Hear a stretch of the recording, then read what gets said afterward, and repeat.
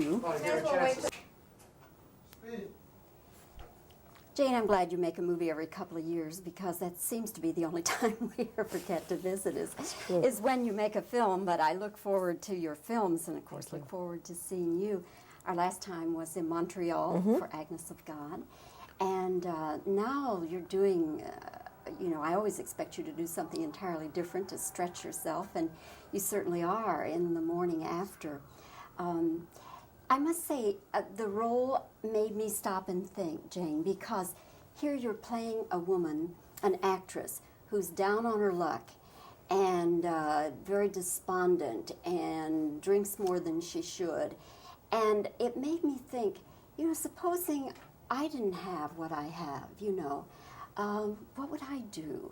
And I wondered, what about Jane Fonda? If the time ever came when she didn't like the roles or the roles weren't coming, what would she do?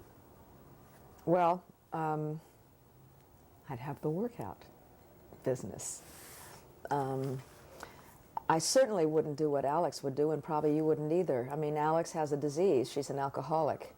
You know, so that even if I became despondent for whatever reason and had a few drinks, I wouldn't respond the way that the character does that I play. We gotta stop. I'm sorry to silence. They are really so noisy. Okay, you're rolling.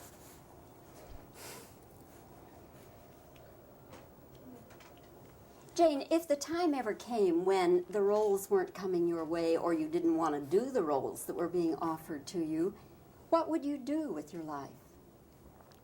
Oh, there's a lot of things that I do in my life. I certainly wouldn't respond the way the character that I play in The Morning After does. I mean, she's an alcoholic. I have a lot of other facets of my life, so I'm not that vulnerable to you know, to not getting roles. In fact, I create most of my own roles anyway, including this one. I mean, I didn't write it, but I got the script and I decided I wanted to develop it for myself because I like the idea of playing this kind of character. Of course, you have your workout business. Goodness knows that is successful in every way. But is that as satisfying to you as being an actress and doing roles like The Morning After?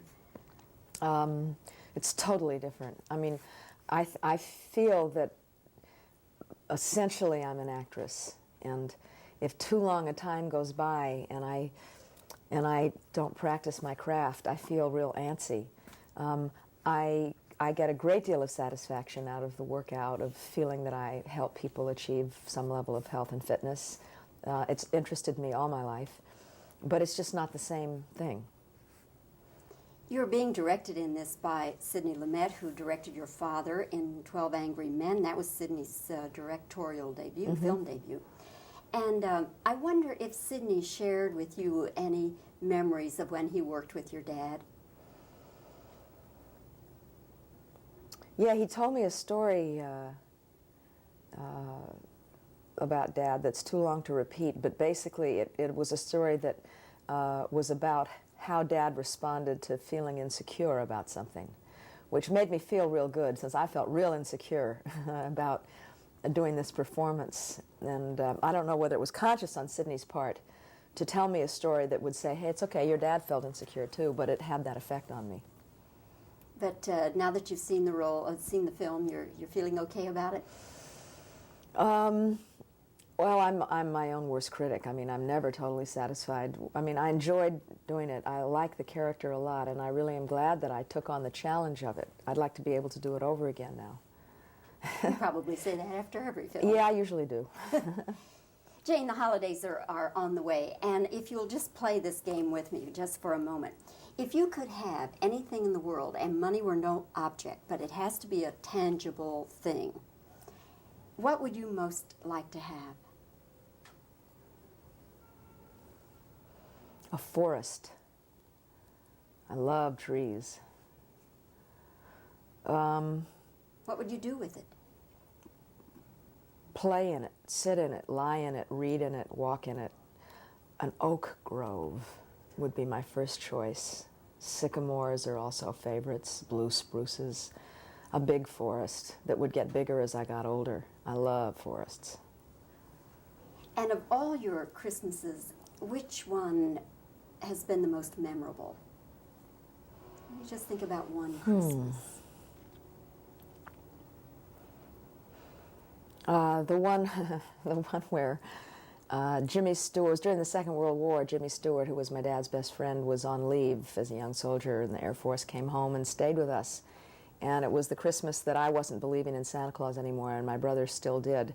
And so I was in on the joke. You know, they had Jimmy Stewart dress up as Santa Claus and prance across the roof shaking the bells, and my brother, he's here, you know, and I knew it was Jimmy Stewart. And then I was the one that could stay up late and go down and decorate the Christmas tree with the grown-ups. And we had a huge tree, we always did, and there was a big thing, that star angel that went on top. And since Jimmy Stewart was the tallest, he sort of stood up on this big ladder. And as he leaned in to put the angel up there, he fell into the tree, knocking the entire tree over. And the image of him, arms and legs akimbo in the midst of the branches of the tree, that was one of my memories. And Jimmy's saying, whoa, whoa, whoa, whoa, whoa. Exactly. Yes. Jane, it's always good to see you, and I enjoyed your performance very much. I hope the morning after does well. That's my Christmas wish for you. Oh, I like that. Thank you. I appreciate that. Good Thank to you, see you Jane. again. Nice interview. What a great story about you. Okay, keep tape How old rolling, were you at that please. time? I must have been Okay. 6 or 7, Yeah. something like that. Let's see, Second World War, 37. Cut me as widely as you can without 6. giving away your background, please. My parents used to do that too. I tell you, you really don't need to be there. No, Okay. it's better if I just stare at Put space. the decorations up while we were asleep. Are you ready or? Yes. Okay. And this will be for sound. Are you rolling? Yeah, you still got some. Jane, if the time ever came that the roles weren't coming your way or you didn't want to do the roles that were offered you, what would you do with your life?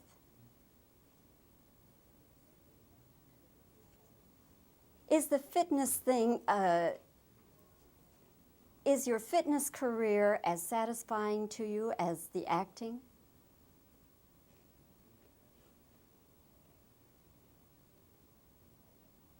Did Sidney Lumet share any particular memories of when he worked with your father as director of 12 Angry Men?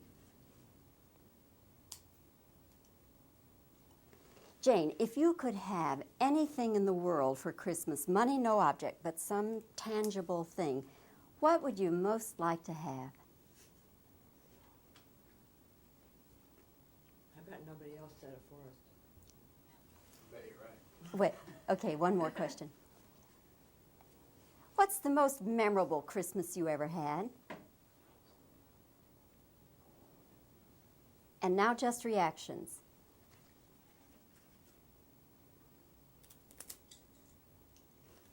What I want to know, Shirley, are you going to get her the forest or not?